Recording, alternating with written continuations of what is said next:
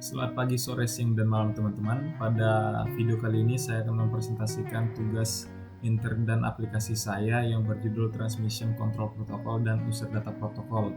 Yang dimana di video kali ini saya akan menjelaskan protokol-protokol yang digunakan, port yang digunakan, serta socket destination, layanan, dan website di internet.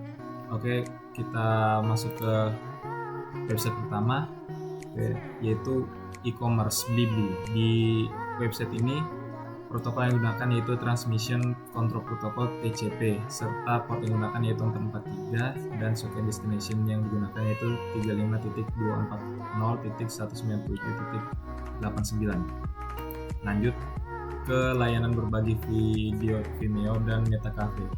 Di sini saya memilih layanan berbagi video Vimeo, yang dimana di website ini protokol yang digunakan yaitu Transmission Control Protocol atau TCP, serta menggunakan nomor port 443 dan socket destination 36.86.63.185. Kemudian ke website berikutnya atau file transfer. Di sini di file transfer ini saya menggunakan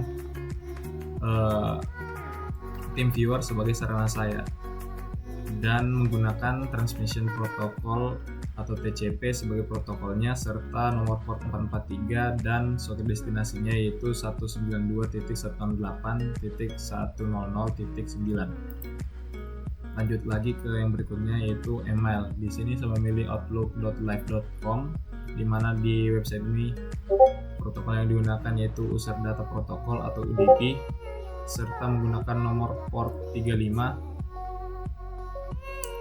dan dengan socket destination 192.168.100.1. Lanjut lagi ke yang berikutnya yaitu layanan penyedia TV internet yaitu UCTV. Di website ini protokol yang digunakan yaitu Transmission Control Protocol atau TCP, serta nomor port yang digunakan 443 dengan socket destination yaitu 118.98.91.120. Kemudian di layanan Spotify yang menyediakan musik online, di sini protokol yang digunakan yaitu Transmission Control Protocol atau TCP dan menggunakan nomor port 443 serta socket destination yang digunakan yaitu 151.101.10.249. Lanjut lagi ke layanan telepon internet WhatsApp.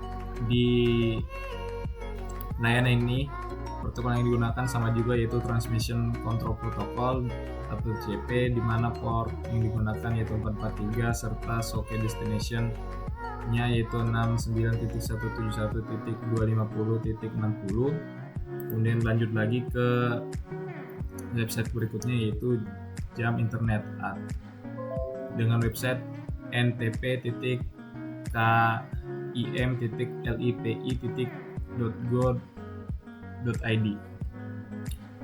Di website ini protokol yang digunakan yaitu protokol TCP, serta menggunakan nomor port 80 dengan socket destination 203.160.128.158. Lanjut lagi ke website bmkg.go.id. Di sini protokol yang digunakan yaitu Transmission Protocol atau TCP juga, serta nomor port yang digunakan 443 dan socket destination yang digunakan yaitu 182.168.248.150. Kemudian di layanan story WhatsApp, di sini protokol yang digunakan sama juga yaitu TCP, Transmission Control Protocol, dengan nomor port 443 dengan socket destination 157.240.218.60. Lanjut lagi ke layanan download BitTorrent. Di sini sama juga seperti sebelumnya, menggunakan Transmission Control Protocol atau TCP, serta menggunakan nomor port 443 dengan socket destination 74.125.200.84. Kemudian yang terakhir yaitu layanan Zoom. Di sini protokol yang digunakan juga yaitu Transmission Control Protocol TCP, menggunakan nomor port 443 dengan soket destination 3.2.35.82.211. Nah, setelah kita mendapat penjelasan dari beberapa slide di atas, kita dapat memahami bahwa protokol-protokol yang sering digunakan oleh layanan dan website di internet yaitu ada dua, yaitu Transmission Control Protocol atau TCP serta User Data Protocol atau UDP. Pada saat ini saya akan menjelaskan TCP terlebih dahulu, yaitu Transmission Control Protocol, di mana protokol ini adalah salah satu jenis protokol yang paling sering digunakan di internet dan contoh aplikasinya sering digunakan di HTTP, email, FTP, dan lain-lain.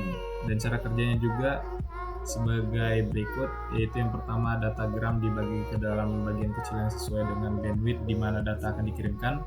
Kemudian pada lapisan TCP, data dibungkus dengan informasi header yang dibutuhkan. Kemudian yang ketiga, data dibungkus dengan header kemudian dikirim pada lapisan IP. Dan pada lapisan IP, datagram juga diberikan header sendiri. Dan IP mengarahkan datagram ke tujuannya. Komputer penerima melakukan perhitungan checksum yang sama dengan data yang diterima, dan jika tidak cocok, maka datagram dikirimkan kembali ke pengirimnya karena terjadi error.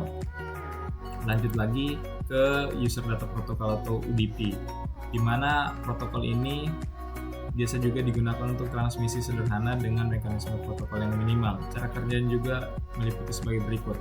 Paket berisi client port dan port sumber berbentuk file teks dikirim ke dalam UDP header. Paket isi port client dan port sumber audio dikirim ke server dalam UDP header. Kemudian tujuan UDP membaca nomor port tujuan dan port data. Kemudian paket asli mempunyai port tujuan sehingga server bisa mengirimkan kembali data ke FTP client. Poin 3 dan poin 4 diulang kembali ketika file audio dikirimkan ke klien. Setelah itu, ketika aplikasi ingin mengirim data, UDP tidak akan membuffer atau memfragment tiap data yang masuk karena data tidak mengalami prosesing data yang belibet. Karena tidak memfragment data, maka jika data lebih besar daripada MTU, lapisan IP yang harus memfragmentnya. Oke, sekian yang bisa saya jelaskan di presentasi saya di video kali ini. Terima kasih teman-teman.